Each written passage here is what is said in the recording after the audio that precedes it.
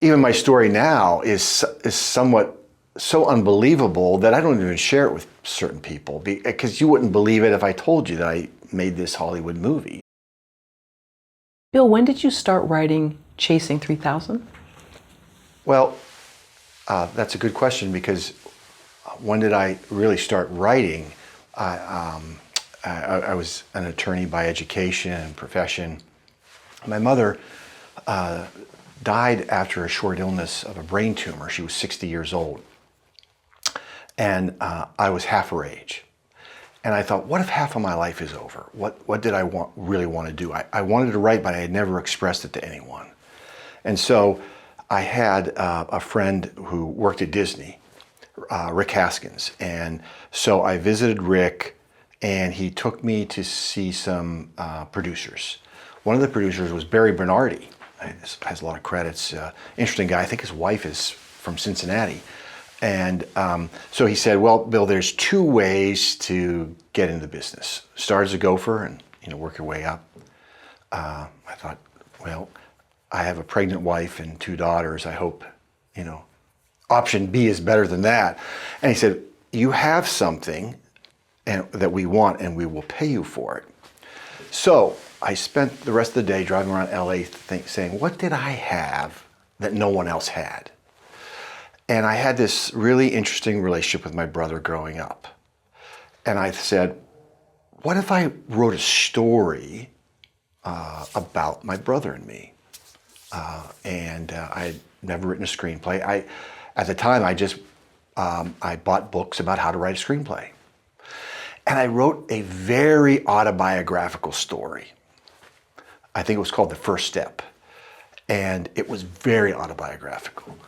And fairly crudely written. It wasn't terribly good, but it got some attention, and a producer almost purchased it for, if you remember at the time, after-school specials.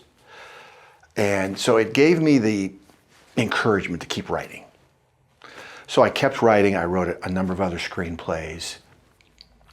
And I went back. Then what I did is, after I wrote about 2 or 3 more screenplays, I got a little better at my craft. I went back to my original story and added the hook about the boys going to see Roberto Clemente get his 3,000th hit. And so I wrote Chasing 3000. Probably my first draft was like 1999. And I pitched it and tried to get it made. And I had another friend who worked at Warner Brothers.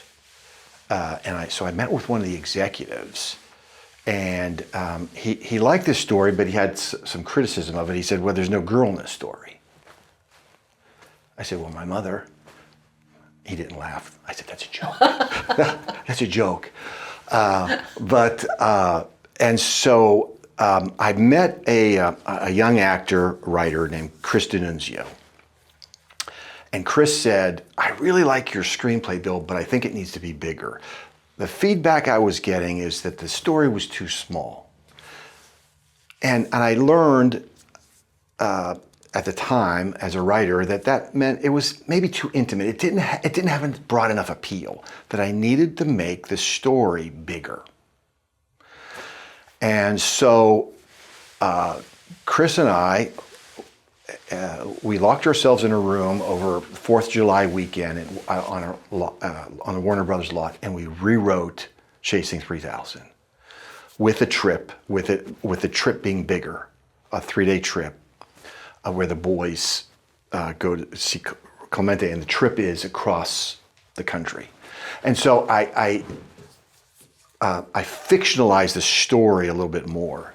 One of the things for people who are writing, and maybe writing for the first time, an autobiographical story, one of the problems with that is that you tend to want to stick to the story too much, as opposed to taking enough creative license to tell the story in a dramatic way. People will often ask me, well, what was your real trip like? And I'll say, if I wanted to tell you that, I would have made a documentary.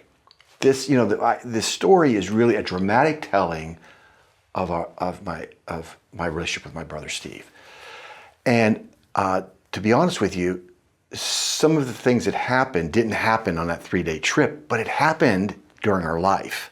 So it's really our life condensed into this 3-day trip dramatically. And so that's where the finished product, or the finished draft of the Chasey 3000 you see on the screen came from, was this writing session with my then writing partner, Kristen Nunzio, who helped me craft a story that would have broader appeal. Were you practicing entertainment law at the time? Well, yeah, I was a practicing attorney, and so I would write on weekends or evenings. I would try to steal time. I tried not to steal time away from my family, but I would just write when I had a chance. And so sometimes my wife and daughters would go to the swimming pool, and I would stay home and I would write. That's if you want to write and you want to be a filmmaker, you have to make sacrifices. If you want to be good in anything, you have to make sacrifices. And so, yeah, I was, working full time. I didn't quit my day job. I just had a better day job than most writers. Well, sure, but a lot of pressure and Yes. Probably, I would assume, maybe demanding clients, or maybe not. But what I'm curious about is, were people at the firm aware that you were doing this Hollywood thing, this wild, crazy thing? No one's ever asked me that. That's a really good question. Not until I got the money for it, and it was going to be a film. Oh, I had a few close friends that knew I was writing. At that time, I didn't share it because people would think I was crazy. Sure. What are you Conservative firm, whatever. Yeah. Mm-hmm. But just Right. I'm living in Cincinnati, and I'm writing a screenplay, right? And people thought, what? That's so I didn't share it with a lot of people, but I shared it with family members and friends, but not until we were at the place where we were going to get this movie shot. That did really, because I took a lot of time off of work at that time.